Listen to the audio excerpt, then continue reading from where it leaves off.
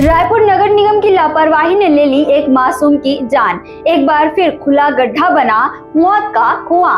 नमस्ते, मैं हूं आपके साथ सोनी और आप देख रहे हैं वयम छत्तीसगढ़। ये घटना है रविवार की गुलमोहर पार्क रामनगर की है। दोपहर कॉलोनी में 3 बच्चे खेलते खेलते सीवेज के एक गहरे पानी से भरे गड्ढे में जा गिरे। शोर सुनकर आसपास के लोग दौड़े दौड़े आए और 2 बच्चों को किसी तरह बचा लिया गया। पर अफसोस, तीसरा बच्चा जिसकी उम्र महज 6 से 7 साल थी, नहीं बचा पाए।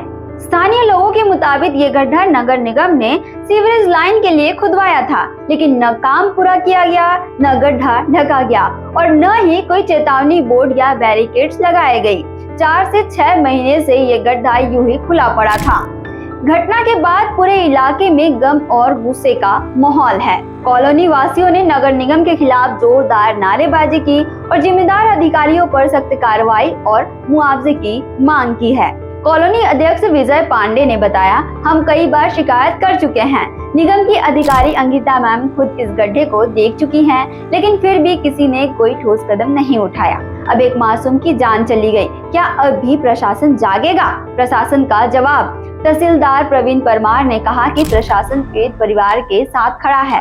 तत्काल सहायता की राशि दी जा रही है। कॉलोनी में बाउंड्री वॉल और गड्ढा कवर करने की मांग पर कार्रवाई होगी। तुरंत तो नहीं, पर 1-2 दिन में निश्चित ही ये पूरा हो जाएगा। लेकिन सवाल अब भी कायम है, जान जाने के बाद भी प्रशासन हरकत में आएगा? रायपुर में ऐसी घटना एक दिन पहले भी हो चुकी है। शनिवार रात छत्तीसगढ़ नगर स्थित शीतला मंदिर के पास 3 साल का एक बच्चा खुले गड्ढे में गिर गया था।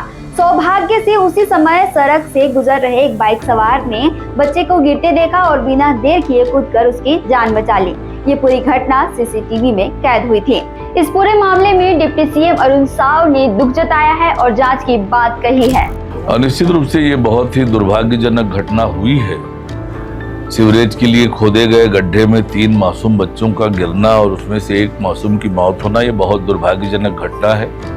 और निश्चित रूप से इस घटना की जांच होगी और जो भी दोषी पाया जाएगा उस पर कड़ी कार्रवाई होगी और इस तरह की घटनाओं की पुनरावृत्ति न हो, इसलिए आवश्यक निर्देश दिए जाएंगे। हर बार हादसे के बाद मुआवजे और आश्वासन की कहानी दोहराई जाती है, लेकिन असल सवाल है, क्या इन हादसों से कोई सीखेगा? क्या इन मासूमों की जान सिर्फ कागजी कार्रवाई और प्रेस कॉन्फ्रेंस तक सीमित रह जाएगी? अब वक्त आ गया है कि रायपुर नगर निगम को सिर्फ काम का ठेका नहीं, जिम्मेदारी का ठेका भी लेना पड़ेगा। इस पूरे मामले में आपकी क्या राय है? अपनी राय कमेंट में जरूर बताएं। छत्तीसगढ़ से जुड़े और अपडेट्स के लिए आप देखते रहें वयम छत्तीसगढ़।